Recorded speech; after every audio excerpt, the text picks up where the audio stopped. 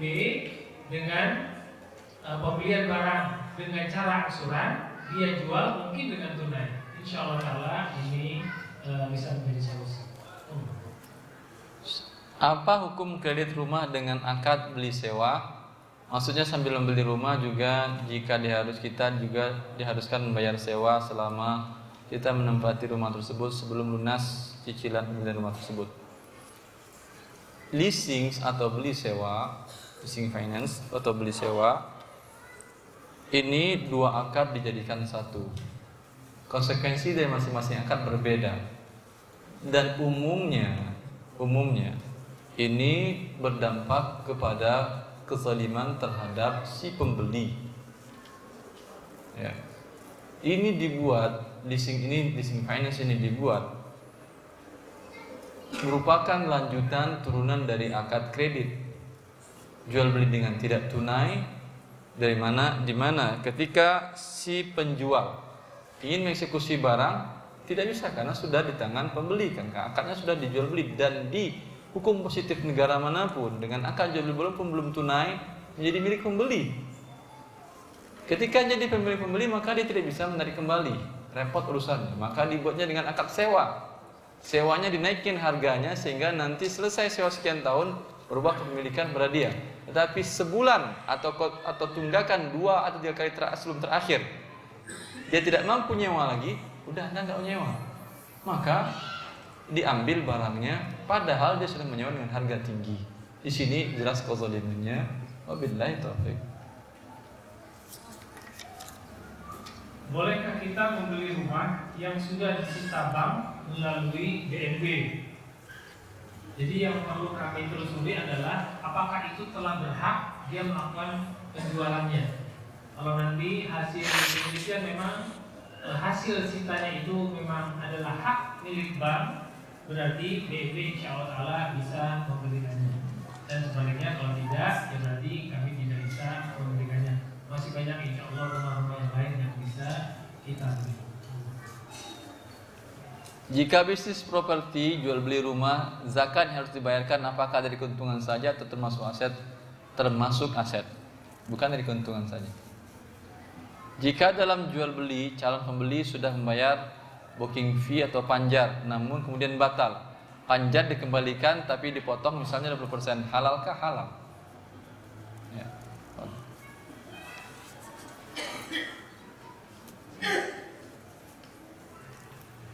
Ini pertanyaan ada 5 lembar, itu mirip semua.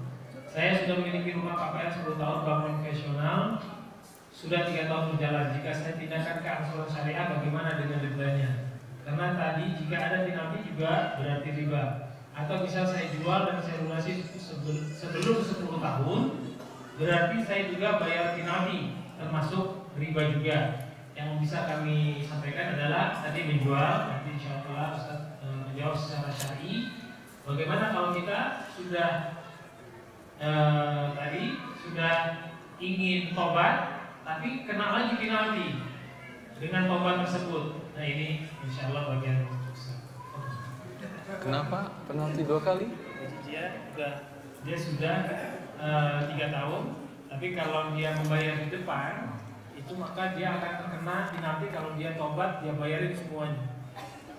Saya sudah memiliki rumah 10 tahun, bank konvensional sudah 3 tahun berjalan, KPR-nya 10 tahun sudah berjalan. Jika saya pindahkan ke angsuran syariah, bagaimana dengan dendanya? Karena tadi jika ada penalti juga berarti riba. Atau misal saya jual dan saya lunasi sebelum 10 tahun, berarti saya juga bayar penalti, termasuk riba juga. Terus bagaimana? Kalau pindah ke bank syariah seperti saya katakan tadi, itu jangan. Kalau Anda lunasi secepatnya atau dijual, lunasi secepatnya kena penalti kan, kena riba juga kan, ya. Apa boleh buat? Daripada terlalu lama Anda kena riba, mending kena riba sekali saja. Karena 10 tahun baru 3 tahun, 7 tahun lagi Anda kena riba kan. Tapi dilunasi cuma sekali selesai sudah. Kemudian 7 tahun ke depannya tidak lagi kena riba. Mau riba sekali atau 10 tahun? Tidak mau sama sekali. Kalau tidak mau sama sekali, bisa secara hukum perdata bisa. Penaltinya ini bisa dikalahkan oleh pengadilan. Karena yang kewajiban Anda hanyalah pokok utang Anda saja. Begitu di pengadilan. Iya kan? Di pengadilan negeri begitu. Walaupun kemudian pengadilan bukan hukum Allah seperti itu. Tapi masalahnya adalah surat-surat Anda nggak keluar di tangan dia, itu saja masalahnya. Bawa ke pengadilan, nyatakan Anda sedang bayar pokok hutang, saya nggak membayar penalti, tapi akan repot. Tapi coba jalani, ya, akan dipanggil dari pengadilan bank tersebut, kemudian diminta dia menyerahkan surat-surat karena Anda sudah melunasinya. Allah Ta'ala. Tapi kalau pada repot, tidak memungkinkan rasanya, ya, seperti tadi, apa boleh buat? Di mana saya dapat menghubungi untuk kredit rumah model secara syar'i ini? Alhamdulillah di sini ada asuransi syar'i.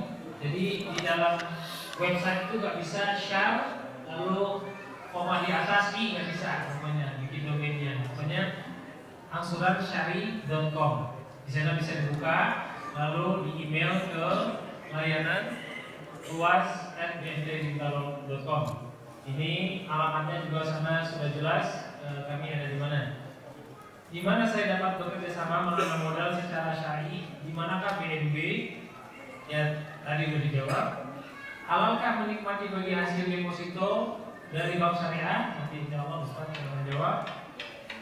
Bagaimana hukum asuransi yang diharuskan karena kredit? Tadi sudah dijawab Ustaz. Nomor 3 berarti halalkah menikmati bagi hasil deposito? Ada bank syariah deposito kan? Halal kan menikmati bagi hasil deposito dari bank syariah atau belum? Deposito dari bank syariah bila akadnya dalam mudharabah tidak ada masalah insyaallah taala, karena biasanya bank syariah itu tertulis dalam waktu formulir pembukaan pendaftaran pertamanya bahwa mereka tidak menanggung kerugian. Tapi yang menanggung kerugiannya adalah LPS, lembaga penjamin simpanan. Yang akad bank ini dengan LPS tersebut tidak, dengan Anda akadnya sah. Dekat mereka dengan LPS ini akadnya adalah asuransi riba, di mana bank LKS, lembaga keuangan syariah, membayarkan premi, ya sama dengan riba. Kadang mungkin dia dapat, mungkin dia tidak. Tetapi alhamdulillah beberapa waktu yang lalu PEBS, Pusat Ekonomi dan Bisnis Syariah di salah satu universitas terkenal di Indonesia, mereka mendapat proyek ini agar dirubah menjadi bentuk syariahnya untuk dengan akad bank syariah, dan mereka konsul dengan saya bagaimana untuk bisa menjadi syariah. Semoga dimudahkan oleh Allah ke depan. Apakah di BNB Bintaro juga menyediakan akad jual beli dengan angsuran untuk kendaraan roda 2 atau motor? Ya, ada di BNB. Insyaallah bisa untuk mengisinya sesuai dengan yang ada di kriteria luas atau kriteria di website BNB Bintaro, yaitu di klik jual cara angsuran JCA jual cara angsuran. Itu kami ada fasilitas untuk pembelian motor, tentu saja dengan syarat-syarat yang telah kami sampaikan di sana.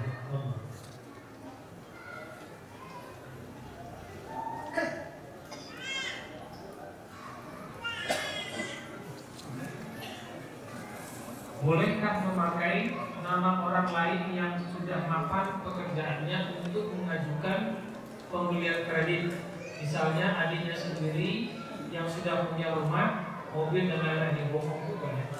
Dan kita berusaha untuk mengikuti syari itu kan bukan hanya riba, seluruh larangan dari Allah dan seluruh larangan dari Rasulullah SAW, kita berusaha untuk tidak melaksanakannya, dan tentu saja hal-hal pembohongan ini kita tidak melayani. Tapi mungkin maksudnya dia yang beli tapi adiknya penjamin. Bisa nggak BMT Bintaro melayani ini? Secara administrasi maka adiknya lah yang akan dinilai. Berarti kepemilikannya sesuai dengan hukum-hukum negara, maka kepemilikannya jatuh kepada adiknya yang mengajukan dokumennya. Adiknya penjamin. adiknya. Anda adiknya penjamin. Saya kira maksudnya adiknya penjamin. Bolehkah memakai nama orang lain yang sudah hafal pekerjaannya untuk mengajukan pinjam kredit? Jadi dia Bukan nama dia. bukan nama dia. Kalau pakai nama dia tapi penjaminnya adiknya, Boleh.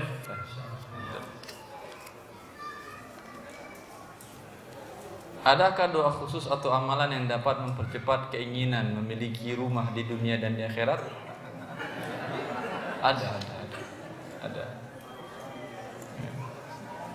Seperti amalan kata Rasulullah SAW, man shalla sanataini sintai asyrata raka'atan kulla yawmin wa lailah banallahu lahu baitan fil jannah. Siapa yang sholat 12 rakaat selain ghairi fardhah, selain yang fardu, 12 rakaat sehari semalam, dibuatkan oleh Allah rumah dia di surga. Mana 12 rakaat itu? 2 rakaat sebelum subuh, 4 rakaat sebelum zuhur, 2 rakaat setelah zuhur, 2 rakaat setelah maghrib, 2 rakaat setelah isya. Oh, sudah punya rumah anda berarti? Di akhirat. Di dunia perbanyak sujud kepada Allah, banyak berdoa kepada Allah, semoga dimudahkan oleh Allah. Assalamualaikum warahmatullahi wabarakatuh. Waalaikumsalam warahmatullahi wabarakatuh. Saya pengusaha kecil sebagai penjahit dan sudah punya sebidang tanah. Ingin membangun rumah di atas tanah tersebut. Bisakah BNP Bintaro membantu saya dan bagaimana caranya? Caranya tadi murabahah. Jadi kami belikan bahan-bahan bangunannya. Bahan-bahan bangunannya kami berikan lalu dicicil sesuai dengan kemampuannya. Tapi tentu saja kembali lagi tadi akan dievaluasi seluruhnya apakah memang memiliki kemampuan untuk membayar kembali, dan begitupun surat-surat yang saat ini menjadi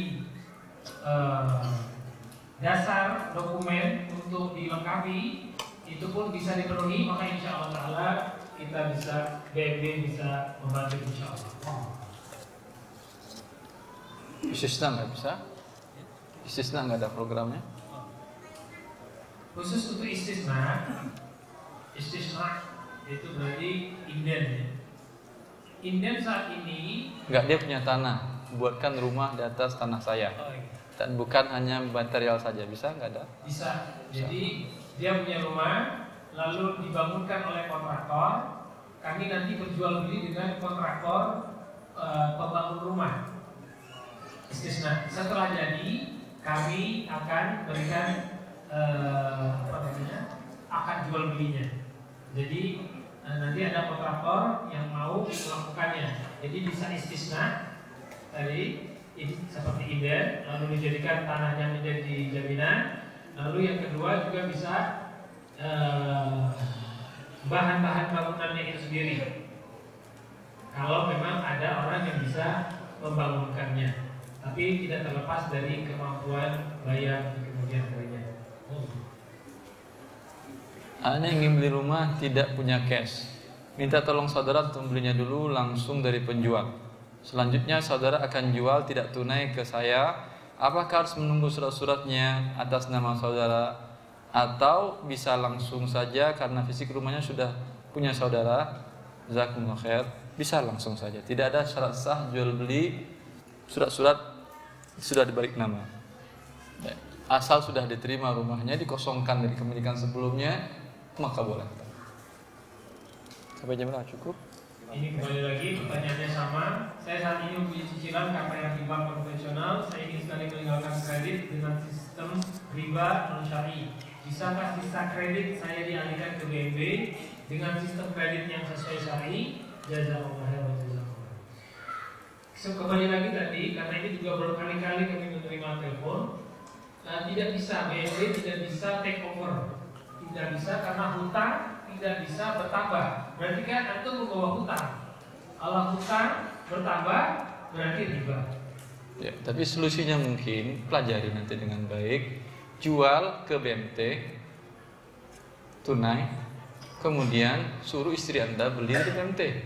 Tapi bukan pengelabuan, memang hak istri. Kalau nama tadi adalah yang perempuannya rumah istri, dia jual ke BMT, BMT jual ke suaminya kalau suaminya mau, tapi bukan sekedar pengelabuan. Sekedar pengelabuan tidak boleh, karena kepemilikan suami istri berpisah. Ini mungkin solusi juga. Dan konsekuensinya berarti dimiliki oleh istri. Iya. Ya insya Allah ta'ala itu bisa. Atau lebih gampangnya lagi mungkin dijual ke orang lain. Insya Allah ta'ala itu ini, tapi kalau mau nggak pindah rumah mungkin dijual ke istrinya, dan konsekuensinya nanti berarti pemiliknya adalah istrinya, dan insya Allah BNB bisa membantu memprosesnya. Iya. Ini banyak. Sini banyak berarti korban riba. Sering pertanyaan saya dari bank riba, pengen pindah. Nanti saya khawatir jatuh harga properti di BMT karena terlalu banyak penawaran untuk membeli. Tapi alhamdulillah ini menunjukkan bahwasanya kita diberikan kemudahan oleh Allah untuk ingin mentaatinya dalam hal ini. Menunjukkan kita ingin taat kepada Allah, cuma solusinya. Solusi seperti tadi, bila Anda temukan solusi seperti dijual, baik mulai seperti tadi dijual ke BMT dan BMT jual ke suami Anda, atau milik suami jual ke BMT, kemudian istri yang beli dan pindah ke milik istri, dan ini murni bukan sekedar pengelabuan. Kalau sekedar pinjam nama saja, nama istrinya atau nama suaminya, tetap yang bayar dia yang pertama, maka ini namanya inah. Wallahu ta'ala. Ini pertanyaan sebenarnya ke insya Allah Ustaz yang akan menjawab, tapi karena ada BNT Bintaro-nya, bagaimana bentuk kerjasama antara BNT Bintaro dengan lembaga keuangan syariah? Disebutkan nama banknya, aku menyebutkan kan uangnya juga dari hasil riba juga KS tersebut. Nah, tadi sebenarnya Ustaz juga di awal sudah menjelaskan bagaimana Rasulullah SAW menerima melakukan muamalah dengan Yahudi. Padahal orang Yahudi adalah orang yang sangat melakukan riba itu sendiri dan berbagai larangan-larangan dari Allah Azza wa Jalla. Nanti tentu saja selanjutnya silakan Ustaz. Boleh. OIV mengatakan boleh lembaga keuangan syariah bekerja sama dengan lembaga keuangan konvensional dengan persyaratan bahwa harta yang dibawanya bukan hartanya yang haram. Bila lembaga keuangan syariah ini adalah anak perusahaan dari lembaga keuangan konvensional, apakah bank konvensional itu semua hartanya riba? Dan apakah dia mengatakan, hai bank syariah, ini modal Anda semuanya dari riba kami? Kalau semua dari riba, dari hasil ribanya, keuntungan ribanya, jelasnya tidak boleh, ini semuanya haram. Tapi dia hanya menyerahkan modal di sana, tidak dijelaskan apakah ini keseluruhannya dari hasil riba atau tidak. Dan ada modal dia dari awal yang halal. Dengan demikian boleh. Wallahu ta'ala karena termasuk yang bercampur. Cukup saya kira. Ya, mungkin sekedar tambahkan lagi bahwa Lajnah Daiman juga sudah mengeluarkan fatwanya dibolehkan hal pertanyaan tadi tersebut. Demikian pada Bapak Ibu, pada hari ini kita telah ikuti dari sejak kurang lebih jam 4. Selanjutnya apabila ada pertanyaan atau pertanyaan masih pending, nanti akan kami sampaikan melalui